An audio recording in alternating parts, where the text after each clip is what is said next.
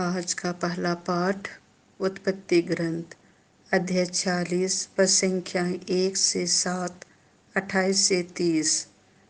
अब तो मैं सुखपूर्वक मृत्यु की प्रतीक्षा करूँगा, क्योंकि मैं फिर तुम्हारे दर्शन कर सका।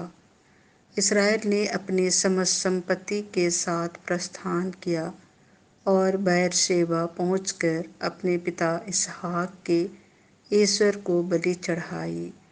ईश्वर ने रात को एक दिव्य दर्शन में इसराइल से कहा, याकूब याकूब, और उसने उत्तर दिया, मैं प्रस्तुत हूँ। तब ईश्वर ने कहा, मैं ईश्वर तुम्हारे पिता का ईश्वर हूँ। मिस्र देश जाने से मत डरो, क्योंकि मैं वहाँ तुम्हारे द्वारा एक महान राष्ट्र उत्पन्न करूँगा। मैं स्वयं तुम्हारे साथ मिस्र देश जाऊँगा और तुमको फिर वहाँ से निकाल लाऊंगा। योसेफ तुम्हारे मरने पर तुम्हारी आंखें बंद कर देगा। याकूब बेरशेबा से चला गया। इसराइल के पुत्रों ने अपने पिता याकूब अपने छोटे बच्चों और अपनी पत्नियों को उन रथों पर चढ़ाया जिन्हें फिरौन ने उन्हें ले आने के लिए भेजा था। वे अपना पशुधन और जो कुछ उन्होंने कनान में एकत्र किया था वह सब अपने साथ ले गए। याकूब अपने सब वंशजों के साथ मिस्र देश पहुंचा।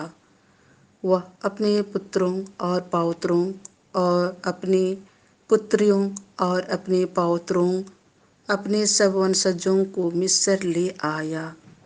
इसराइल ने योदा को अपने आगे भेजकर योसेफ से निवेदन किया कि वह गोशेन में उससे मिलने आए।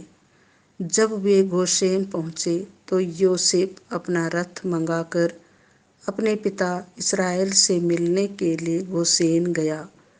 अपने पिता से मिलकर उसने उसे गले लगा लिया और उससे लिपटकर वह देर तक रोता रहा। इसराइल ने योसेफ से कहा, अब तो मैं सुखपूर्वक मृत्यु की प्रतीक्षा करूँगा, क्योंकि मैं फिर तुम्हारे दर्शन कर सका और जान गया हूँ कि तुम जीवित हो। यह प्रभु की वाणी है। संत मत्ती के अनुसार पवित्र सुसमाचार अध्याय 10 पद संख्या 16 से 23।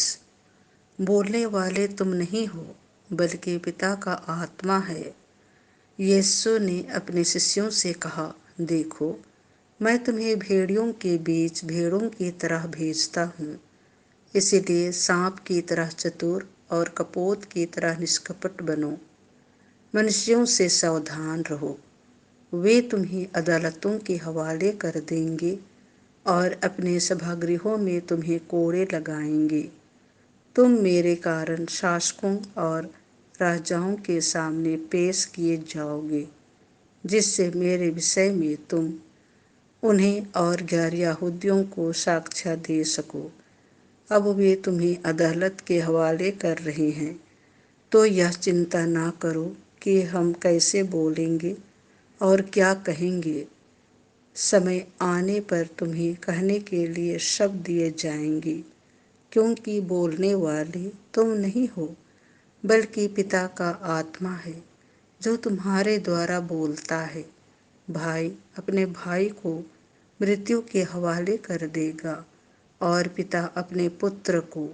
संतान अपने माता पिता के विरुद्ध उठ खड़ी होगी और उन्हें मरवा डालेगी। मेरे नाम के कारण सब लोग तुमसे बैर करेंगे, किंतु जो अंत तक धीरज धरेगा उसे मुक्ति मिलेगी। यदि वे तुम्हें एक नगर से निकाल देते हैं तो दूसरे नगर भाग जाओ। मैं तुमसे कह देता हूँ कि तुम इसराइल के नगरों का चक्कर पूरा भी नहीं कर पाओगे कि मानव पुत्र आ जाएगा। यह प्रभु का सुसमाचार है।